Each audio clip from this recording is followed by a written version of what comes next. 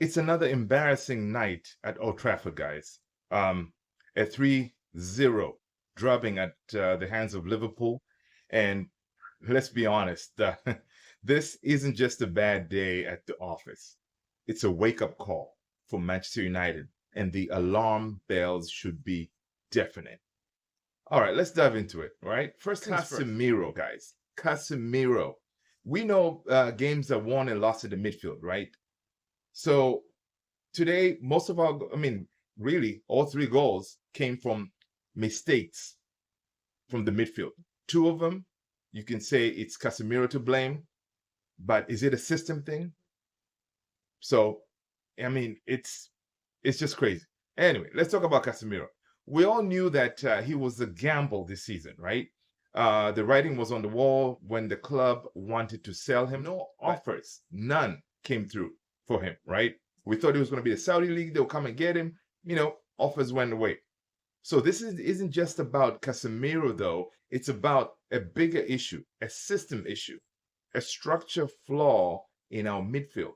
And that's why the club was desperate to sign Ugarte. Why did they wait so late to bring in Ugarte? Knowing that this is someone that we need ASAP. Again, is Ugarte going to be the savior from Manchester United?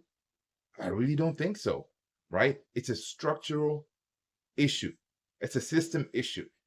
And I don't know, is it Ten Hag, the one that is supposed to be fixing this? Yes, he is, because he's the one who sets us up to start games.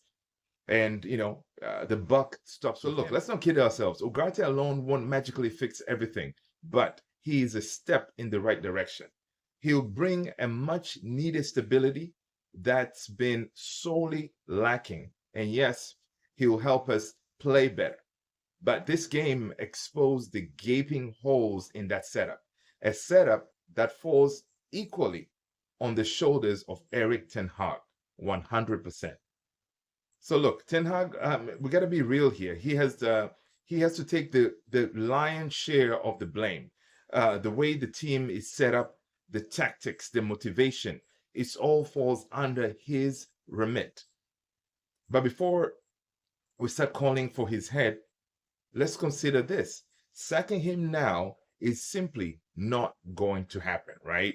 The board backed him this summer with new signings, and they're going to give him time to work with this squad. That is for sure. Now, a lot of our fan base, they're going off right now. Everybody's pissed off. They're calling for his head. Sack him now, sack him now. It doesn't make any sense, right? First of all, Ineos, they'll be basically they'll be looking like mugs, telling this guy going to Ibiza and say, no, man, we've talked to all these managers and you are the guy for us.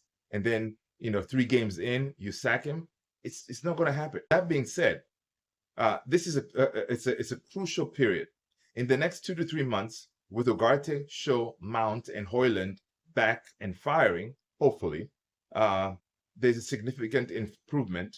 That's what we're hoping. Then we're talking about serious conversation come December.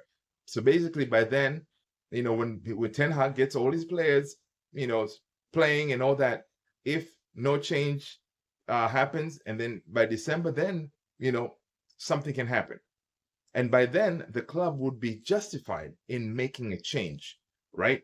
Not 3 games into the season, but come December, when the excuses run out and the results must speak for themselves. So guys, listen, and I know the pain that you're feeling, I'm feeling it too. We're all feeling that pain, because right now it's felt like watching Manchester United is a chore. Like each time we're playing, we don't play with confidence. We don't watch that game thinking like, oh, we're going to enjoy this game. You're always watching thinking like, oh, you know what? Something's going to happen.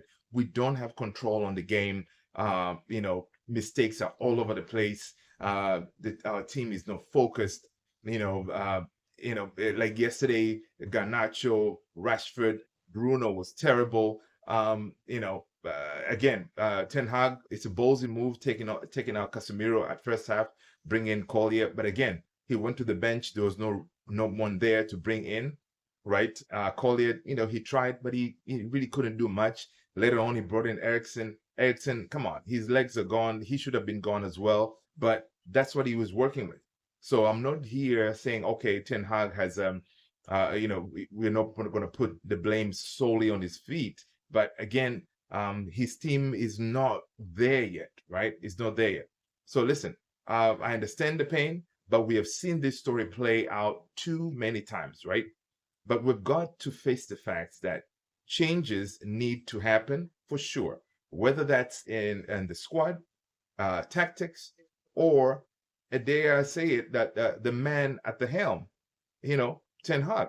So let's hope it doesn't come to that. But if it does, the club must act decisively, right? So leave your thoughts and let me know what you guys think.